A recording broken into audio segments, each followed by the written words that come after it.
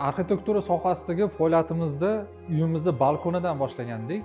Mana oradan 2 yil o'tdi. Sizlarga bitta yangi ofisimizni obzor qilib beraman. Bu yerda ko'rayotgan bo'lsanglar, kirgan paytimizda shunaqa ijod zonamiz bor. Bu yerda o'zimiz ijod qilamiz, yangi loyihalarimiz qilamiz va yangi loyihalarimizni shu yerda klientlarga obzor qilib beramiz. O'zimga eng yoqqan joylardan bittasi. Keyingi joy bitta obzor qilaman. Bu yerda o'zimni komandam, ya'ni shogirdlarim o'tiradi. Dizaynerlarimiz, revidchilarimiz, xullas bu yoqqa ham yana partalarimiz kelyapti.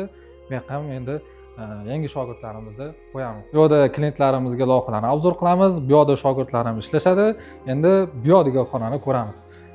Bu yerda asosiy tomonlardan bittasi o'zimning joyim ham shu yerda.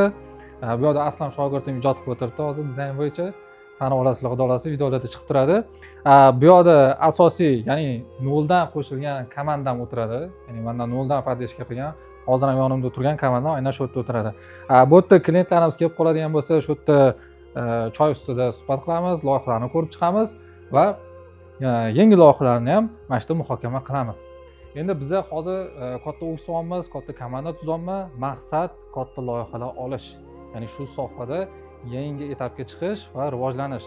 Keyingi videolarda nima ishlayotganimizni sizlarga bitta obzor qilib beramiz. Arxitektura va dizayn xizmatlari kerak bo'lib qolishi mumkin sizlarga. Shuning uchun obuna bo'lib qo'yishni unutmanglar.